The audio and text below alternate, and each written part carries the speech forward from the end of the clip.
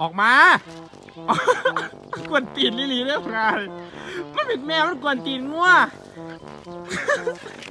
งัวเนอะงัวเนี่ยนะอย่าออกมา ออกมาเดี๋ยวมึงจะตายเดี๋ยวเขาก็เหยียบมึงตายออกมาเขาเจ้ามานี่เขาเจ้าบุกซีไปเอามันด้วยเขาเจ้ามาเขาเจ้ามันตีนี่ลีมาบุกซีไปเอามันดู เราเคยเห็นงัว มันบอกเคยเห็น งัวไหนแล้วมันถึงแรง มันแมงอีหลีวะ เจ้ามานี่เนาะ เจ้าวิ่งมาโอ้ยไปเอามันไปอุ้มมันมันกวนตีน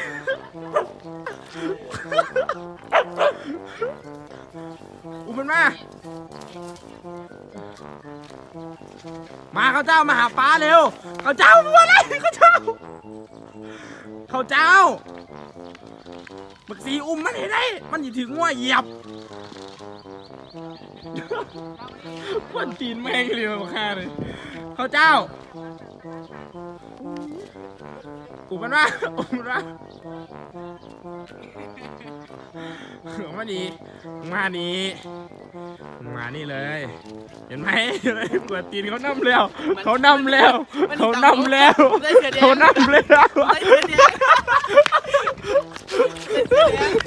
ไปแล้วมึงไปแล้วมันยันจริงรอก่อนบอกแล้วอย่ากวนตีนเขานั่นเขาเจ้าอย่าไปเขาเจ้าลูกไหว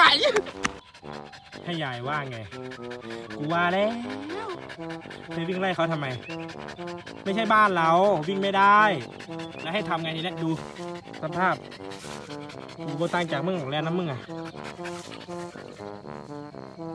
ไม่ต้องหลบหน้าเขาเจ้าแล้วเป็นไงทีนี้แล้วกลับไปให้ยายว่าไงฮะหนูกลับไปนี่ยายว่าไงมากลับบ้านออกบ้านหาตะเลือง